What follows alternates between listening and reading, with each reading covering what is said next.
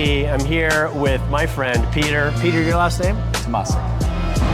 Peter Tomasik, and he is with the company called? TensorWave. TensorWave. Now check it out, we're not in a robo-ride yet. This is kind of like before the ride. This guy started telling me so many stories. I'm like, wait, let's get that on film. You told me that you've done 7 or 8 startups. Yeah. TensorWave is like number 8? Yeah. I'm gonna go back to your 23-year-old self. You told me you were in computer science? Yes. Did you ever think that you'd be standing at Resorts World, getting ready to go into a Zoox taxi, Robo-Taxi, talking about your startup life? No, not at all. I mean, back when I was in college, all I wanted to do was, live a corporate life and have a white picket fence, house, Yeah. Never thought I'd jump into entrepreneurship. But now you're here. Yeah. And your HQ is here in Vegas. Yes. And talk to me about TensorWave. Let's get that out in the open for the people out there. What are you guys doing? What business challenge are you actually solving? Yeah, absolutely. So we're a AMD-only GPU cloud provider. So we provide the infrastructure layer for training and fine-tuning and deploying large language models. Nice. So ChatGPT can't be trained or run without data center GPUs. Yeah. And so we're different in that, everyone deploys NVIDIA GPUs. Okay. We're deploying AMD GPUs. So you guys have your own unique differentiation right there. But what are some of the challenges that you've seen with this startup that maybe you didn't have in some of the other ones? One of the largest challenges with an infrastructure company is making sure that everything stays on 100% of the time. Yeah. You can't really shy away from being available all the time for your customers. Nope. You're like a utility. You're like a power company. Yep. The other big challenge is data center GPUs. They cost a lot of money. Yes. So $40,000 a GPU. There's 8 of them in a single server. Wow. So we're talking about the cost of a house per server. Yeah. Right? And that's not including, the rent at the data center, the power. It all adds up. With networking. Yep. So this is an absolute cash-eating business. You need to have really great financial partners in order to be able to survive or even bring these things up. And more importantly also, you can't fund this business purely on equity, like other startups. You have to also leverage yourself with debt. Okay. And so it ratchets up the intensity level, risk profile as founders. I mean, not only do you have the capital stack of your equity investors, but you have your debt providers too, right? Think about how different that is for you at TensorWave versus your first startup. Like, take me back to the first startup where you were, I'm gonna guess, probably going out to some family, some friends, trying to figure it out. Here you are now at the other end. I mean, you probably could write a book if you haven't written one already. I'm sure you get up on do presentations at some of these events just to kind of like, you and I were talking about it earlier, paying forward and helping people out there.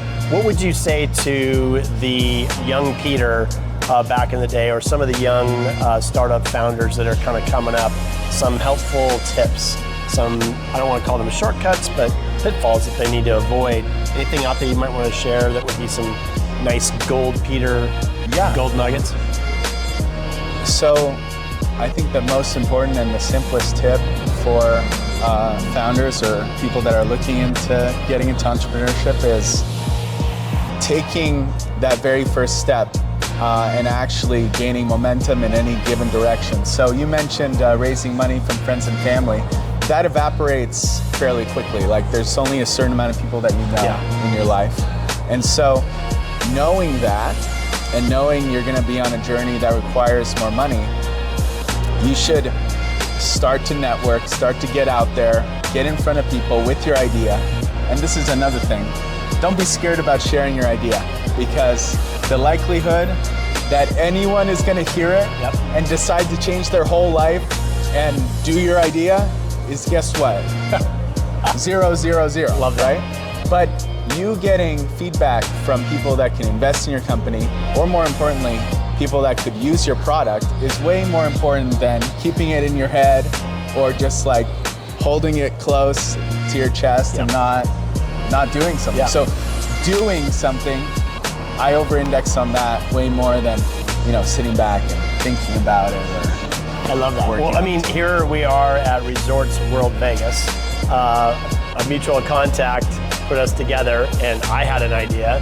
Hey, there's this thing out in Vegas that's really making a hot trend out there with autonomous vehicles, Zoox, and my idea was robo-rides. What's trending right now that gets you really excited going into 26 in terms of kind of like the industry catching up, or are you still kind of like waiting for one particular part of the industry to catch up for TensorWave to be able to move forward and have more trajectory, if that makes sense? No, so for us and for the part of the AI industry that we sit in, there's a seminal moment approaching, and that's the launch of the MI400 series. That's sort of, you know, like you've heard of H100s probably, or H200s. Yep. So MI400 is the one that's launching in September of 2026. In the So AMD people out there that don't know what that is, just a real quick snapshot of them. So of an H100? Yeah. Oh, so that's an NVIDIA equivalent. It's a data center GPU. So the seminal moment in our ecosystem is going to be the MI400. It's a rack scale system. It's going to have 72 GPUs in one rack. Pretty incredible. Amazing. 300 kilowatts being absorbed by something. Yeah. Real quick. Oh, there's a Zoox. There's a Zoox. We've been waiting for one. I know you've been watching the traditional taxis. That is a Robo-Taxi. That's what we're going to try to get into tonight. It's going to be fun. NVIDIA acquired Mellanox to have really great network interconnect between all the GPUs. That's why they use them for these huge training clusters to train Grok or to train ChatGPT. Yep.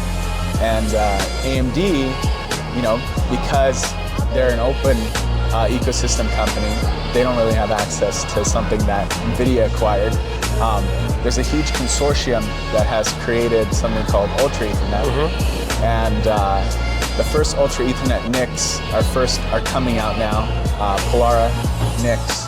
And again, back to the MI400 with these rack scale systems, they're gonna also come with new networking, Ultra Ethernet networking, will allow them to compete better on training. And we're going to be seeing this in the next upcoming couple of months. Yes. Wow, that's exciting. And there was an announcement, I think, 3 weeks ago, previous from today, where AMD and OpenAI came out and announced that they'll be deploying like 6 or 7 gigawatts of this particular chip. That right there is a moment that gets you technically nerd out on all that new stuff. I love how the startup guys, they got the Patagonia. I think this is like a rite of passage. When you see a guy wearing a Patagonia vest, you know that guy's got to be somebody, a startup founder, right? So I know you got dinner plans tonight. There's actually nobody here. We're just waiting for the next Zoox. That's how much they are in demand. If you're coming out here to Vegas, it is a Wednesday night, and I can tell you starting Thursday through Sunday, they're hard to get. It takes about 60 to 80 minutes to get one, anytime after 4 o'clock. And Peter's got dinner plans, so we're gonna hang out for another half an hour, hopefully get into one tonight. But I wanted to capture an opportunity to meet with you today because, hey, if we don't get in a Zoox taxi this time, AWS, reInvent, we're coming at you. First in line, right here.